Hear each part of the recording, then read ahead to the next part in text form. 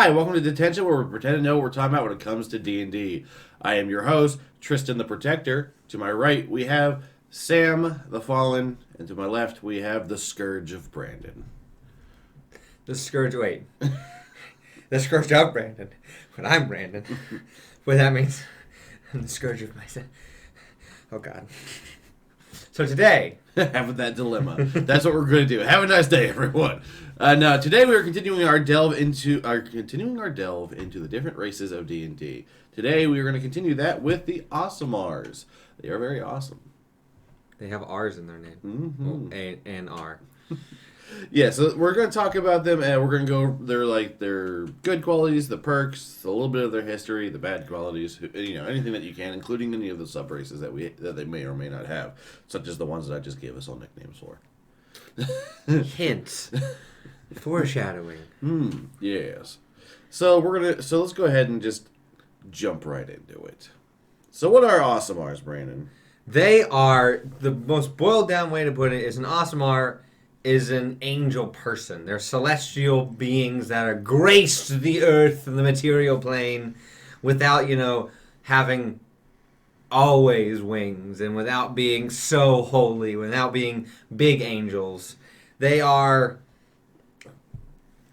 like celestial humanoids. Mm-hmm. They're descendants of celestials that carry with them the righteous or unrighteous powers of their ancestors and their blood and their birthright, kind of. Right, because that's where usually each Aasimar can. I always going to call it Aasimar, but each Aasimar they usually have a specific god or gods as a guide that they can count on. They usually have that connection, which is kind of ingrained into them because of what they are. They're the entity that they usually call upon are usually typically a diva, an angel, or some of the other angelic figures. Right. So there's that. If you don't want to do anything with angels, don't pick that. Aasimar is going to be real hard for you to somehow not do that. Yeah, it's definitely one of those ones where if you're like you said, avoiding anything, I don't know, maybe gods or goddesses and all that stuff, not a good option. No, that's like I don't want to deal with demons and then picking a tiefling. It's like, I have a question. Do you not understand the fundamentals? Tieflings are demon babies. Aasimars are angel babies. What if they have babies? Just a human just pop out into existence? Wow. You really want that now, don't you? Yeah, I want that. Anyway, moving on. I want to know. I want to know that, but that's for That's for me to think. Right. Well, speaking of want to know, you're gonna have a hard time to get to know Aasimars in general because they typically keep a low profile. They tend to be pretty private people because they draw attention. What? You're telling me someone with like angel-like features and like celestial markings and I don't know the ability to flip wings out of their backs is attention grabbing. Not once to have they're dramatic. Absolutely. Absolutely. They definitely draw the attention of like evil cultists, fiends and other enemies of good, because angels. The angels.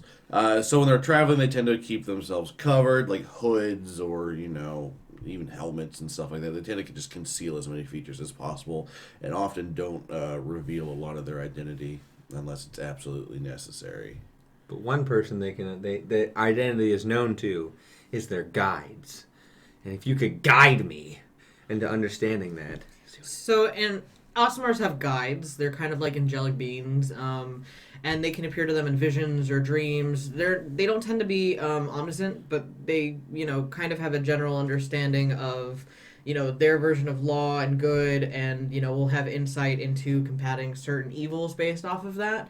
So when you flesh out, an Aasimar character, you can kind of, speak with your DM if you want to, make up an angel, or, they have, angelic tables that you can roll from, so, you roll a dice, and you can get, a certain angel, and then you can also get, a type of personality for that angel, so maybe, maybe you have an angel that's very, judgmental and stern, or maybe you have one that's more, motherly or parental, And that can definitely play a lot up into your, the RPing and the backstory aspect of your character. Right, because that's where you get to go, does my character reflect that?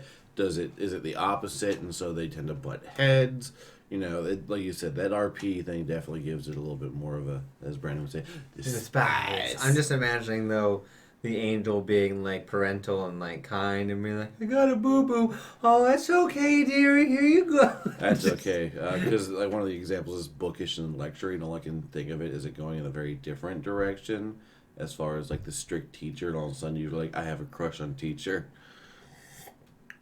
I have a crush on my cousin. Now we're getting into weird terms of D&D. That's why I was like, this is going to get weird real quick. My soul is conflicted about that, which is ironic. Yes. Because despite its celestial origins, an Aasimar is mortal and possesses free will, which is kind of the opposite. But at the same time, most Aasimars are trying to follow that ordained path, but some grow to see their abilities as a curse because they just want normal lives. Now, they can't even walk outside without like a hood on without being like, it's an angel! Leave me alone, Dad! I don't know you that way anymore. Right, but I mean, these are ones where, like, as much of them are trying to stay good and have stuff like celestial powers, an evil Aasimar, I always say Aasimar.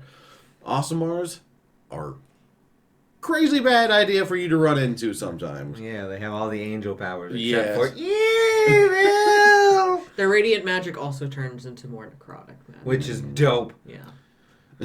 I just imagine like the Duel of the Fates with two Aasimars like fighting. It's like you were meant to join the light, not become the evil. Now, when they do turn evil, they do lose some. Despite the fact they have all the celestial power, they do lose one thing, and that is the guide that, like Sam had just talked about, which kind of can throw them even further askew.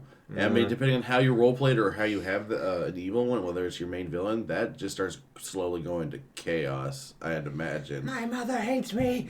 I hate everyone. I mean, you're not wrong. Or, opens the door for, maybe a little demon to pop in and be like, hey, you're bad now. Join I our could be side. your guide. First off, you're talking like Azazel, and he wants nothing to do with this. I'm just saying it could happen. Not Azazel specifically. Let's say, as Azazel. Not Azazel specifically, but Oh, yeah. Like powerful, evil, celestial beings. Orcus. Now that kind of, and then that plays into the fact that these Aasimars have, like we've stated, free will. So where they might run into a case where they can just be like, "Shut up, Mr. Demon, I don't give a crap," or they can say yes because they feel the need to. At the same time, as a with a guide, like a non-evil one, they could be like, oh, I want to help this town. They're having an issue, and their guide could be like, you got bigger fish to fry. Let them die. Let's go this way, buddy. And you're like, no, please. I'd like to help these people. Like, no, I have a job for you. So if you don't want to play anything like a paladin, don't have a guide that interacts with you. True. This is one of those things where, like, you're pretty much a paladin without being a paladin in all. Paladin without all the cool spools.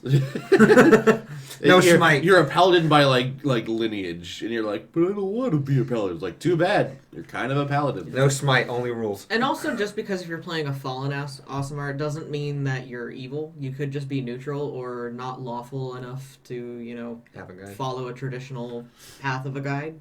So, if you want to play a fallen Aasimar, you can. You can be a neutral fallen Aasimar, or chaotic good, or, something that's maybe a little different from their normal alignment. You can be anything. This is one of the races where they have made sub-races that fit everything that you could want, and you fit, and it makes sense story-wise so your DM can work with you. And that plays into a lot of things because just like we always talk about, your DM is your thing. Say you want to play an Aasimar because you like it, but you don't want a guide that's so intrusive, or you want a guide that's very intrusive. This is where you can talk to your DM like, hey, I want to play an Aasimar, but could I just not be bossed around by a guide? Could they just be like, hey, you're related to me. Good luck on your luck. stuff. I have some other things to go worry about. Mount Celeste. I have other paladins I need to worry about. You're a bard. I don't care. So, look, when you're making one, taking all of this into consideration, there's one thing that you don't really have to worry about that other races have to worry about. Naming conventions. If you are born to Greg and Patty, your name could be Stu. It's whatever culture you are native born through. you subscribe like to their naming conventions. So Right. you don't have to worry about like with Goliaths with the syllables and the nicknames and the names and the vowels. The 5-step process. No, to you have can a just name. be my name is Garth. Garth Hooks, and I am a traveling bard. So you said Garth Hooks, as in he's a hooker? It's a Garth Brooks reference.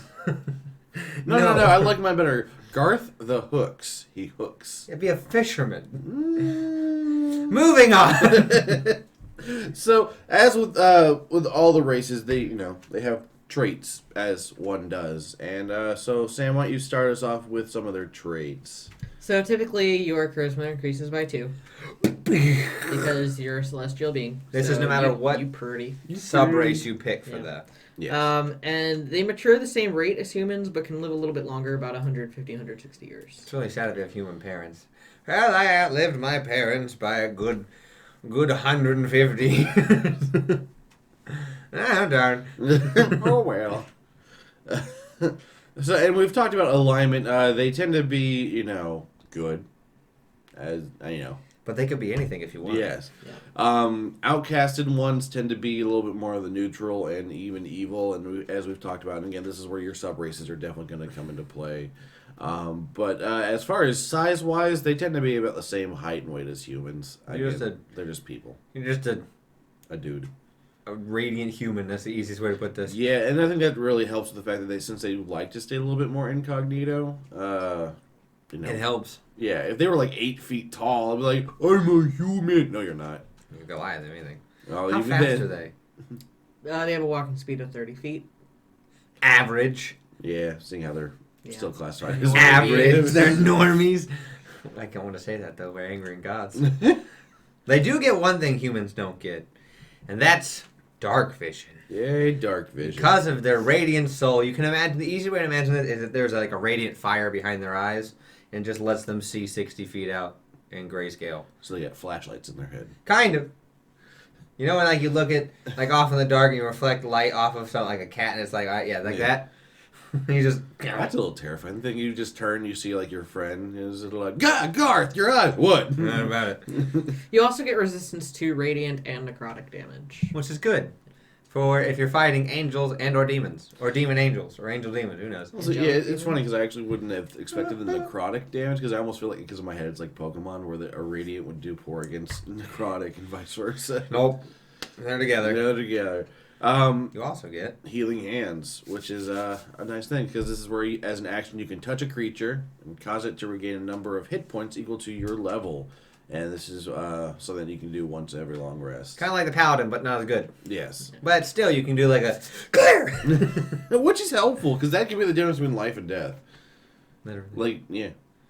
You also know light. The light cantrip. You can just grab. I can just grab this mug and go. And now it's just shedding light. God, that'd be so cool. I can't find my. Okay, we're good.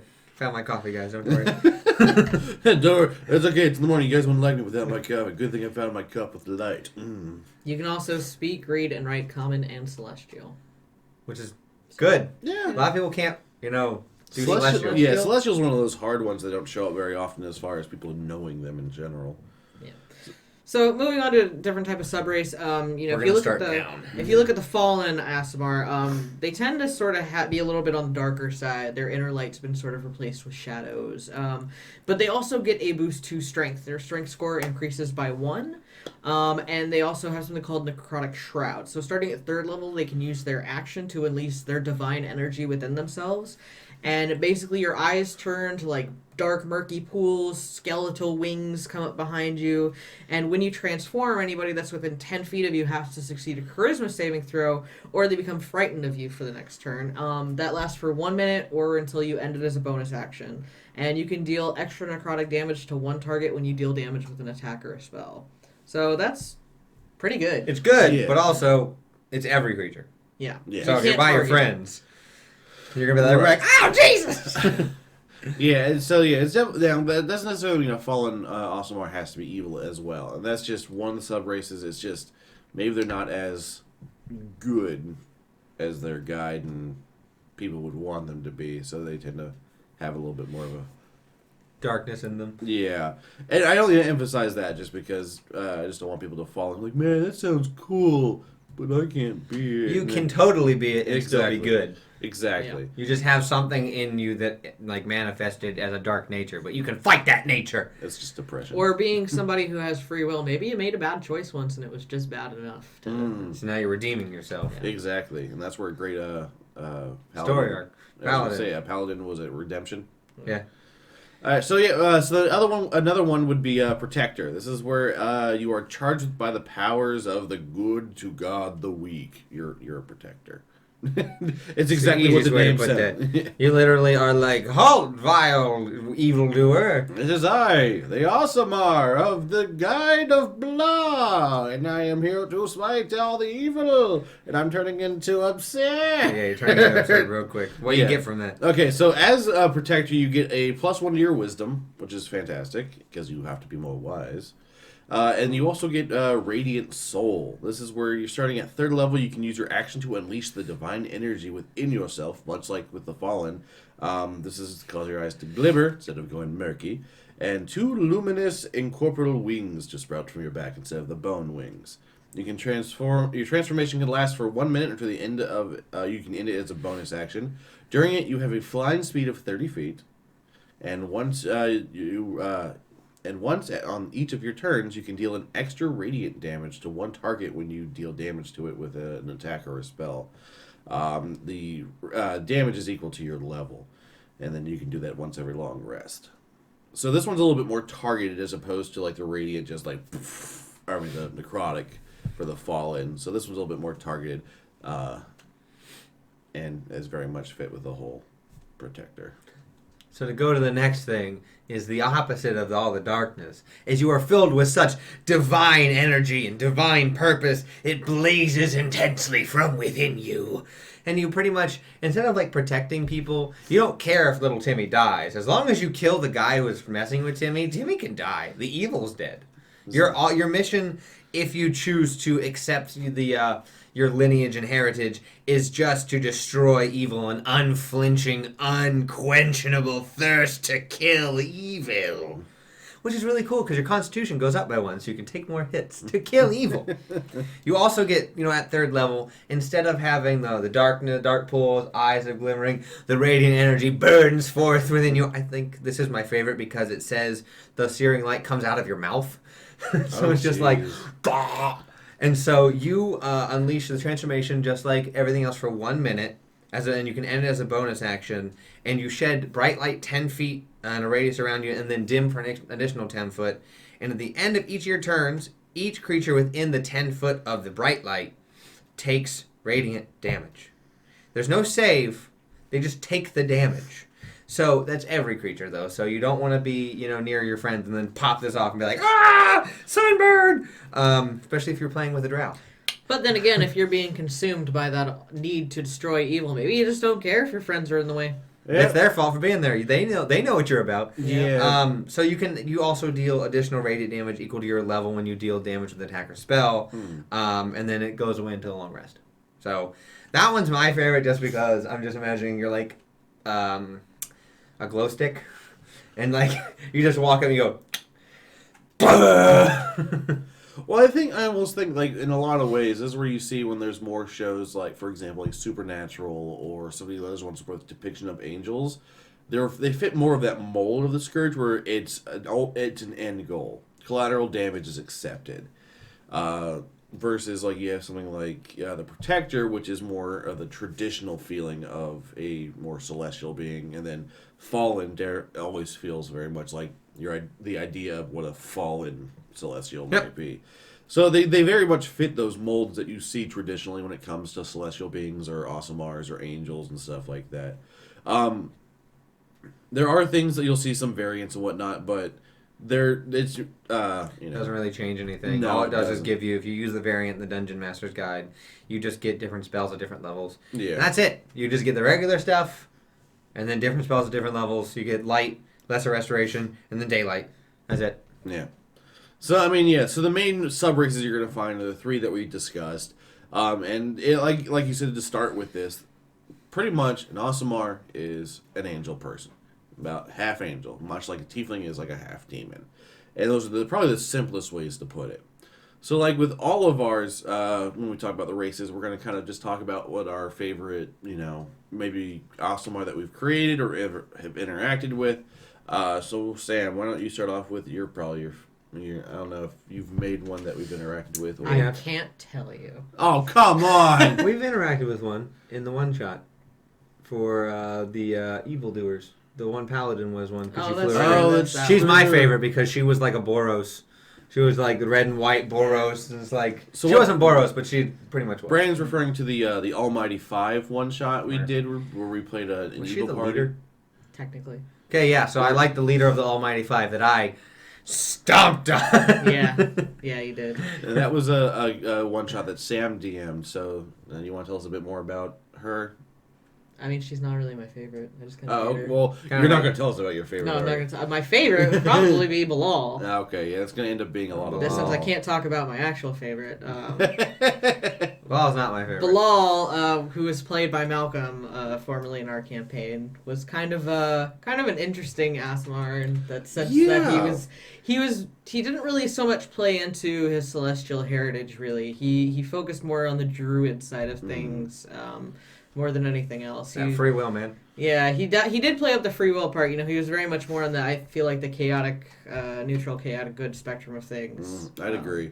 Was he a protector? No. No, he was a variant fallen that I made. Okay. He was fallen only because he grew up in the Underdark with the elves, so he was fallen, but he had the protector ability. That's right, because we thought he was an elf. Yeah, he thought he was an elf. He had the protector abilities, but I described him as a fallen look. Okay. He had the same, when it activates the fallen, it looks like that just because of how, and I kind of made it because you become a fallen whenever your religiousness or your divineness gets separated. So it works. So it's protector by abilities, fallen by look.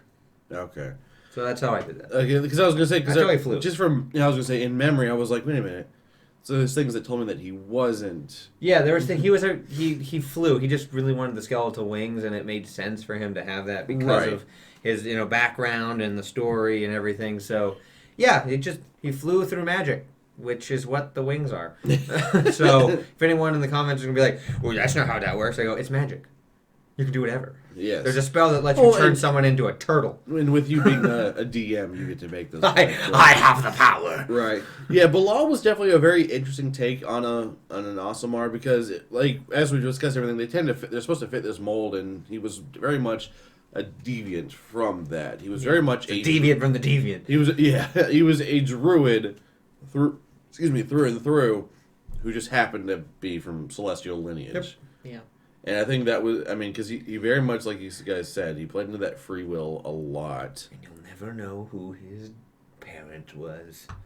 Or his long celestial parent. That's fine. He cared more about the moon. Moon! Yeah, he was big into the moon guys. Like real big. Because he was what, Circle of the Moon? Yes. Yeah. He loved himself some moon. He loved Moon. No. He could turn into Moon. That's true. So yeah, when you're picking an Aasimar, depending on which, like I said, I'm one of those people that I don't just double down, I triple down when I make something. So I try and make it fun, but it works. So for each one of the Aasimars, if you're doing Fallen, you could do a fighter or a barbarian because of strength. If you're doing Protector, you could do druid or monk technically, or if you're doing Scourge, you could do barbarian or anything that constitute like a cleric or a paladin. Those would all fit. Same with the strength, because then you're just doubling down. If you do cleric or paladin, you're kind of setting your DM up to be like, well, looks like you're gonna have a lot of divine inspiration. Welcome to the pain zone. I could see a paladin of conquest with Scourge. Kill all evil. Yeah, just destroy everything. So yeah, you could definitely just double down on things like that. But like we've also said, you could do a Fallen that's not necessarily evil. Yeah. You could do a Scourge that's straight up evil. And his whole thing is just the radiant light within him has corrupted his mind, and now he sees himself as the only true radiance, and so everything good is a lesser evil is a lesser good, so it makes it evil. Anything less than his bar would be evil. Yes. If he sees himself as the pinnacle, everything's evil. Right. So you could totally do that and make it so if you want a villain, I wouldn't say a PC should be like that unless you're doing an evil campaign, but a PC like that would be he would hate his entire party all the time. So I mean, it might work for if it's a group of like, for example, like the Almighty Five that we discussed earlier. If you had a whole group like that, it might work. But it's a very niche thing. Like that if you have like 5 players that are paladins, clerics, you know. Yep. Yeah. That would work, but most often than not, it's not gonna. No, you're not going to get a longevity thing out of it. No, it might be good for a one shot. Yeah. So yeah, I mean, I think it comes down to balls, just the one we've interacted with the most. Because I know for me, they can be intimidating because either you feel like you're going too far one way or the other, which is why I've been cautious about doing them. Because if I do a fallen, I feel like I become an edgelord. If I do either of the other ones, it's going to become very much, you know. I'm the hero. Away. Yeah. Or, Bakugo. Burn! Die, Deku! Literally, that's what Scourge is. You know what? That's probably the best example. Yeah, if you I want to play have a heard Scourge Aasimar, just look at Bakugo. from My Hero Academia. Just, Yeah. that's it. There you go. Burning hands. And just, there we go. That's the most accurate thing I've heard. now we know how to make him. So that pretty much covers Yeah, I was that. gonna say that covers Aasimars. Again, these things are just designed to help you, kind of inspire you, kind of get you introduced to some of these characters, to play with them as much as you want, and to kind of just help you just pick a direction. So until we see you guys next time, D10tion dismissed.